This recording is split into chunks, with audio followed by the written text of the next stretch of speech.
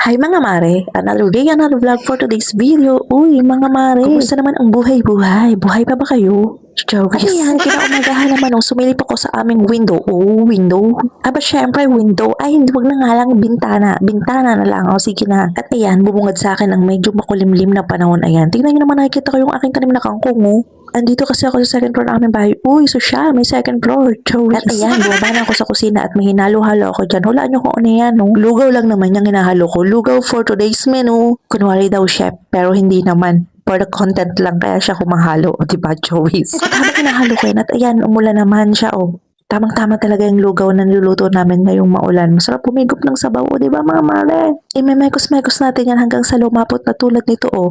Mekos-mekos lang yan. Wala pa pong timpla yan, wala pang mga panlasan. Ay nako, nabubulal ka na naman sa pag-voice over mo. Galingan mo naman ang pag-voice over mo. Uy, charis. Ayan, unti-unti na siya lumalapot. Ayan oh, nakikita nyo ba yan oh? Lapot-lapot na yan. Ayan, nag-chop naman ako ng garlic oh. Gagawing toasted garlic yan. Halo din dyan sa lugaw. Ang sarap yan talaga. Ilalagay yan sa toppings ng lugaw kapag naluto. Ayan, ganyan siya oh. Tingnan nyo. O diba, ang sarap niyan. Grabe, ang sarap niyan talaga mamaya kapag kompleto na yung toppings yan, grabe talaga, masarap yan. Ayan ang tofu, tokwa, or anong tawag nyo dyan, bahala, basta bahala kayo. Tapos, gumawa naman ako ng sausawa na to, toyo, suka, sugar, kalamansi, and kaunting bawang. Yan, ang sarap niyan. Sasaw-saw dyan yung tofu.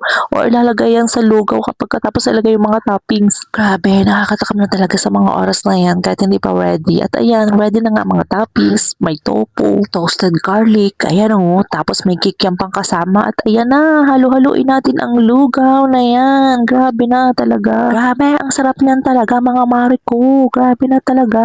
At ayan, lagyan natin mga toppings. Tofu, kikiam, toasted garlic. Ganyan yung sausawa na ginawa natin. Grabe, sarap niyan. Grabe, takam na talaga ako dyan habang ginagawa pa lang yung mga toppings yung inihahalo lang sa lugaw na yan. Masarap talaga yung kainin sa malamig na panahon. Lalo ngayon talaga, madalas umuulan. Sarap niyan. Ngayon na lang ulit kami nakapaglugaw nakapagluto ng ganyan. O diba? At alam niyo ba kung sino ang nagluto niyan? Eh di syempre ako, wow, siya daw. Hindi naman, Charis. Uy, si Mr. Chef ang nagluto niya na hindi ikaw. Props lang yung mga paghahalo mo para may pang-content ka. Aminin mo yan, diba? Choris. Alam ko, nabubulo na talaga ako. Ayusin mo yung pag-voice over mo. At itong tinapay na to, alam niyo ba ang tawag dito? Lambingan daw ang tawag dito. Kasi magkalambing siya, magkayakap siya, kaya lambingan, Choris. Ayan, nakaubos na ako ng 5 mangkok. Uy, 5 mangkok daw. Hindi naman, uy. Grabe naman. Dalawa lang. Kung nalagandahan po kahit bet niya yung mangkok na yan, ilalagay ko na lang po yung link niyan sa aking comment section. Pwede kayo mag-check out. Bagay na bagay sa mga ganyang pagkain. Yung paglalagyan nyo yan ng mangkok na yan sa mga sabaw. Bagay na bagay talaga yan. At ayan naman, nung lunchtime namin, sinigang naman ng babsi. O diba? Tamang-tama talaga sa mga maulang panahon ng aming food ngayon. Masarap kasi humigop ng sabaw kapag gantong panahon. O diba? Mga mamsi, mga mawer, mga alcohol, ano-ano pa. At ayan, diba? Kinagabihan na yan. O kitang-kita naman, madilim na o. Pabugso-bugso nga lang ang ulan dyan at mahangin. Tapos ayan, matutulog na naman kami kasi gabi na. Hanggang dito na lang ang aking vlog. See you on my next vlog. Bye!